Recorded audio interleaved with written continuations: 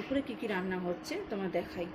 এই দেখো, আজকে ঢ্যাঁড়সের ঝাল হবে। দেখো ঢ্যাঁড়স নিয়ে এসেছি, আর দেখো উচ্ছে নিয়ে এসে উচ্ছে ভাজা হবে, আর মাছের তরকারি। ওটা দেখাতে পারলাম না, এখনও মাছটা এখনও আনিনি, আনতে গেছে। তো এগুলো কাটবো, কেটে এক একটা করে চাপিয়ে দেবো। ওদিকে ভাত হচ্ছে গ্যাসেতে। তোমার সাথে চলো গল্প করি, অনেকদিন তোমার সাথে গল্প করা হয়নি। খুব ইচ্ছা আছে তোমার সাথে কতগুলো কথা শেয়ার করি।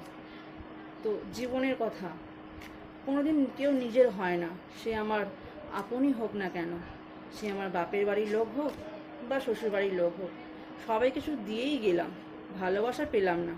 কেউ গেলে এখন কথাও বলে না, সবাই মুখ ফিরিয়ে চলে। ও তো আমি গরিব, তো তাই যখন আমার কাছে ছিল তখন সবাই এসছে, এখন কিছু নেই, কেউ আসতে চায় না। কেউ জিজ্ঞাসা করে না তুই কেমন আছিস রে, ভালো আছিস, তোর ছেলে মেয়ে কেমন আছে, ভালো আছে, সেটাও কেউ জিজ্ঞেস করে না। খুব কষ্ট হয়, প্রচুর কষ্ট হয়, কী করবো, সব কিছু সহ্য করতে হয় না।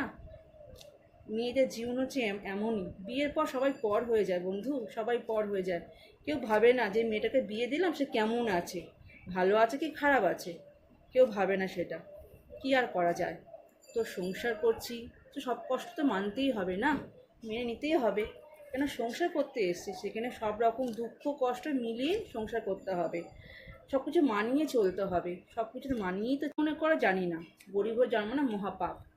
সব থেকে বড় কথা বন্ধু, সবাইকে তো ভালোবেসে গেলাম, পেলাম কি, চোখে চোখের জল আর কষ্ট, বুক ভরা কষ্ট, বুঝেছো?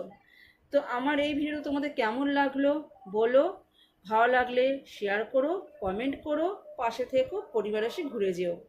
আমার ভালো ভালো বন্ধুরা, টাটা, বাই, শুভ দুপুর, ভালো থাকো, সুস্থ থাকো, টাটা।